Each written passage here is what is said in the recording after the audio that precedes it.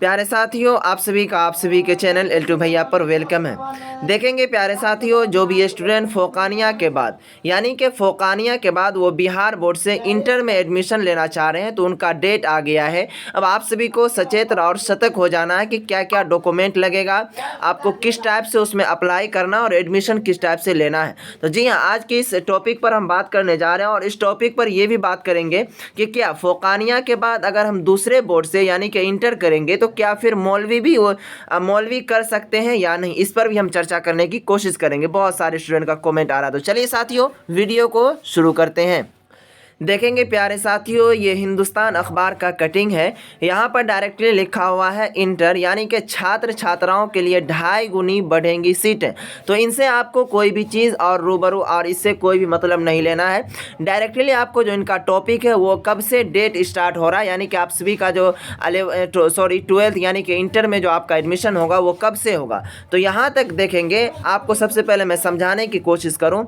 यहाँ से देखिए, वो सभी चीज़ को छोड़िए, इससे आपको कोई बहस नहीं है। यहाँ पर देखेंगे छात्राएं अपनी सुविधा के अनुसार नामांकन ले पाएगी।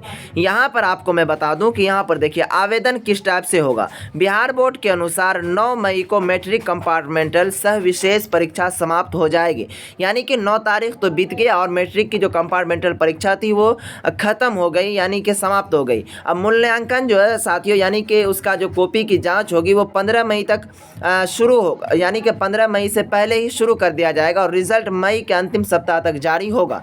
इससे पहले इंटर नामांकन की प्रक्रिया शुरू की जाएगी। यानी अब यहां से आप समझने की बात और समझने की कोशिश कीजिए मेरे प्यारे साथियों कि आपका जो नामांकन, यहां पर देखिए डायरेक्टली लिख रखा OFSS पर ऑनलाइन आवेदन मई के अंतिम सप्ताह में शुरू होगा।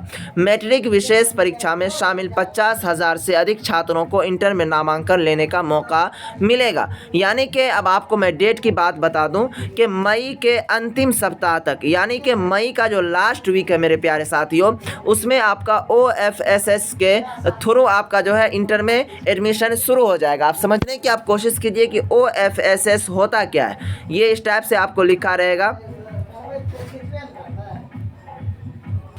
ये जो है OFSS का मतलब ये है कि साथियों कि सबसे पहले आपको जो आवेदन करना होगा, यानी कि ऑनलाइन का डेट निकाला जाता है। ये OFSS एक पोर्टल है जिसके माध्यम से आपको अप्लाई करना पड़ेगा।